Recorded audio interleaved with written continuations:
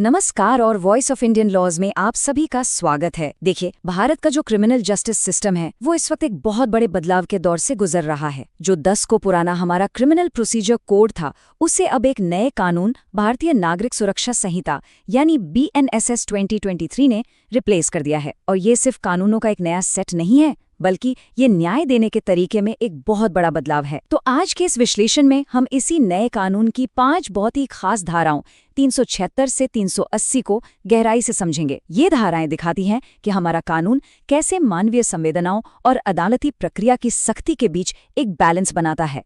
तो चलिए एक नजर डालते हैं कि आज हम क्या क्या कवर करने वाले हैं। हम एक छोटे से परिचय से शुरू करेंगे, फिर इन धाराओं को 2 मेन हिस्सों में बांटकर समझेंगे। पहला, जहां कानून न्याय और मानसिक स्वास्थ्य जैसे संवेदनशील मुद्दे को देखता है, और दूसरा, जहां वो अपनी ही कार्यवाही की गरिमा की रक्षा करता है। और आखिर में हम इसके प्रैक्टिकल इंपॉर्टेंस पर भी बात करेंगे और सब कुछ समराइज करेंगे। तो सबसे पहले ये समझते हैं कि आखिर ये बदलाव इतना बड़ा है क्यों।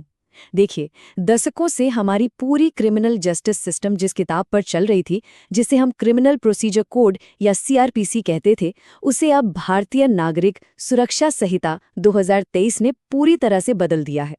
ये सिर्फ एक नाम का बदलना नहीं है, बल्कि ये हमारी कानूनी प्रक्रियाओं में एक नए दौर की शुरुआत है।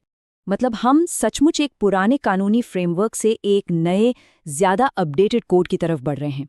और हमारा आज का ये जो पूरा डिस्कशन है वो इसी नए कोड के एक बहुत ही खास हिस्से पर फोकस करेगा, जो हमें ये समझने में मदद करेगा कि कानून प्रोसीजरल फेयरनेस और न्याय की अखंडता के बीच एक बहुत ही नाजुक बैलेंस कैसे बनाता है।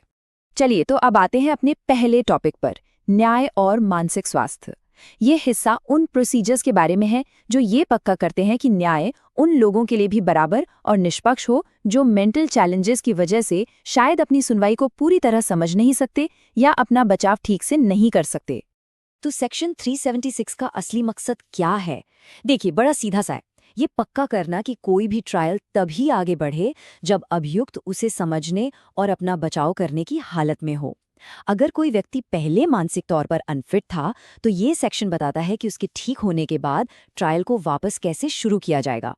तो ये प्रोसेस काम कैसे करता है? सबसे पहले जेल के इंस्पेक्टर जनरल या फिर मेंटल हेल्थ रिव्यू बोर्ड एक सर्टिफिकेट देते हैं कि वो व्यक्ति अब अपना बचाव कर सकता है। उसके बाद उसे वापस कोर्ट में लाया जाता है और कार्रवाई आगे बढ़ती है। और यहाँ एक बहुत इंटरेस्टिंग लीगल पॉइंट ये है कि ये जो सर्टिफिकेट है ना, वो अपने आप में एक सबूत माना जाता है, जिससे प्रोसेस में तेजी आती है। लेकिन सोचिए, अगर वो व्यक्ति ट्रायल के लिए फिट ही ना हो, तब क्या होगा? यहीं पर हमारा अगला सेक्शन यानी सेक्शन 377 काम में आता है। ये उन शर्तों के बारे में बताता है जिनके तहत मानसिक रूप से अस्वस्थ किसी हिरासत में लिए गए व्यक्ति को रिहा किया जा सकता है। तो सबसे बड़ा सवाल ये है कि उन्हें रिहा कब किया जा सकता है, इसका आधार क्या है? यहाँ कानून का पूरा फोकस सेफ्टी पर है। मेन कंडीशन ये है कि एक सर्टिफिकेट होना चाहिए जो ये कंफर्म करे कि उस व्यक्ति को रिहा करने से उससे खुद को या समाज में किसी और को कोई खतरा नहीं होगा। एक बार जब ये सेरिफाई हो जाता है कि कोई खतरा नहीं है, तो स्टेट गवर्नमेंट के पास ना कई ऑप्शंस होते हैं।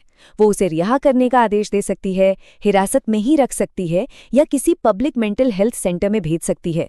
और अगर केस में और क्लैरिटी की जरूरत हो तो वो एक कमीशन भी बना सकती है, जिसमें जज और मेडिकल ऑफिसर दोनों होते हैं, ताकि सबसे सही फैसला लिया जा सके। अब आते हैं सेक्शन 378 पर। ये एक ऐसा प्रोविजन है जो थोड़ा और मानवीय, एक ह्यूमन टच लाता है, जिसमें व्यक्ति की देखभाल के लिए उसके परिवार या दोस्तों को शामिल करने की इजाजत होती है। ये दिखाता है कि कानून सिर्फ सजा पर नहीं, बल्कि सुधार और देखभाल पर भी ध्यान देता है। लेकिन हाँ, ये एक बहुत बड़ी जिम्मेदारी है। अगर कोई रिश्तेदार या दोस्त उस व्यक्ति को अपनी कस्टडी में लेना चाहता है, तो उन्हें सरकार को कुछ पक्की गारंटी देनी होगी। उन्हें ये सुनिश्चित करना होगा कि व्यक्ति की ठीक से देखभाल होगी, उसे किसी को नुकसान पहुंचाने से रोका जाएगा, और जब भी कानून को जरूरत पड़ेगी उसे अधिकारियों या कोर्ट के सामने पेश किया जाएगा।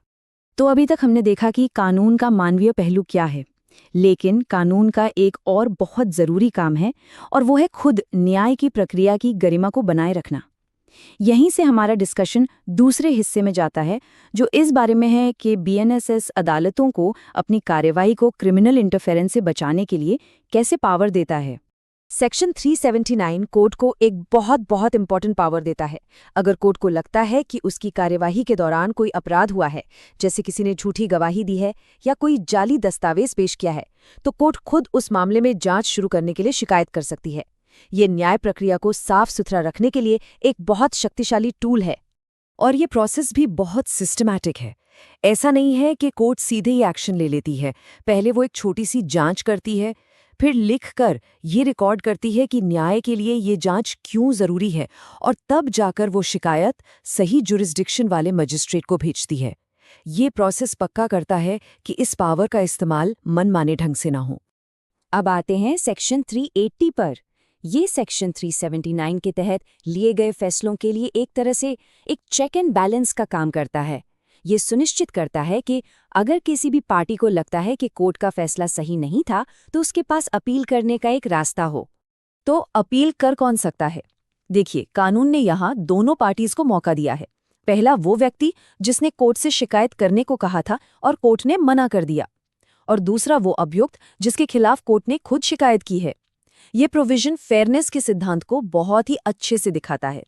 और यहाँ एक बहुत ज़रूरी बात है, जब सुपीरियर कोर्ट अपील पर अपना फैसला सुना देती है तो वो फाइनल होता है। उस पर आगे कोई रिवीजन नहीं हो सकता।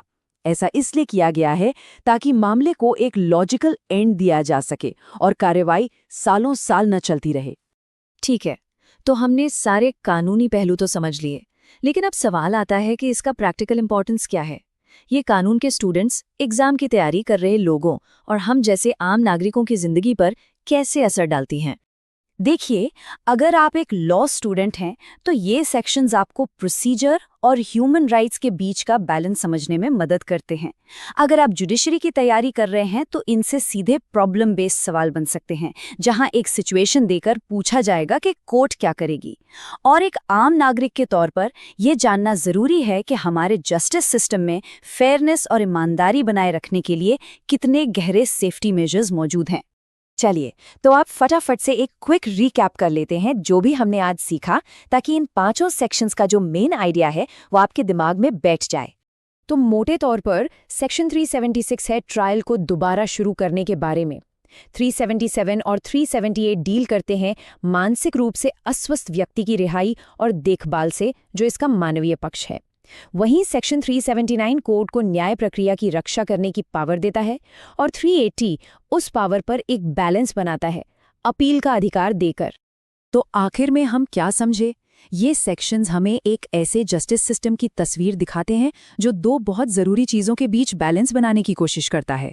एक तरफ ये कमज़ोर व्यक्तियों के अधिकारों की रक्षा करता है और दूसरी तरफ ये अपनी खुद की प्रक्रियाओं की पवित्रता और ईमानदारी को बनाए रखता है। यही संतुलन एक मजबूत लोकतंत्र की पहचान है।